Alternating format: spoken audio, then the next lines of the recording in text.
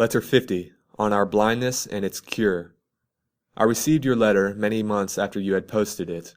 Accordingly, I thought it useless to ask the carrier what you were busied with. He must have a particularly good memory if he can remember that. But I hope by this time you are living in such a way that I can be sure what it is you are busied with, no matter where you may be.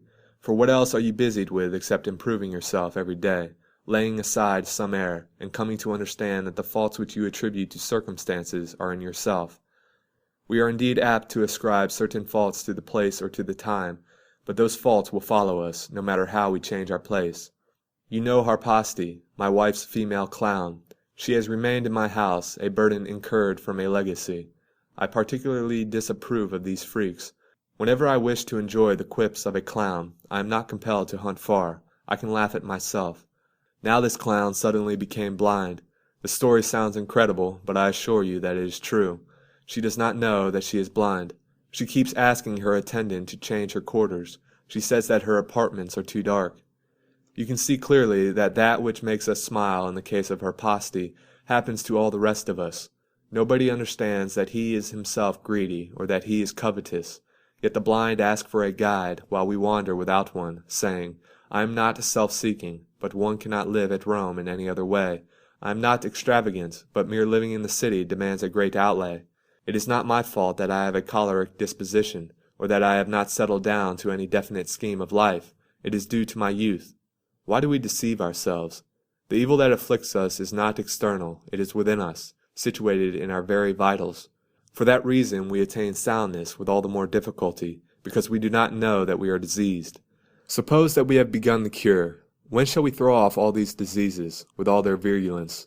At present we do not even consult the physician, whose work would be easier if he were called in when the complaint was in its early stages. The tender and the inexperienced minds would follow his advice if he pointed out the right way. No man finds it difficult to return to nature, except the man who has deserted nature.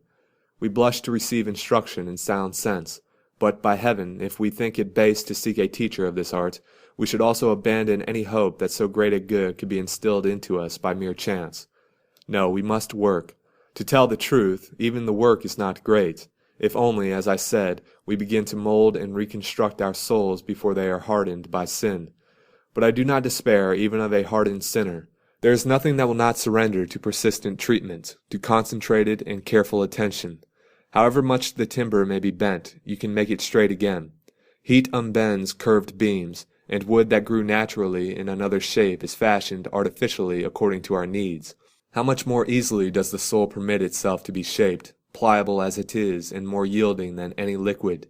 For what else is the soul than air in a certain state?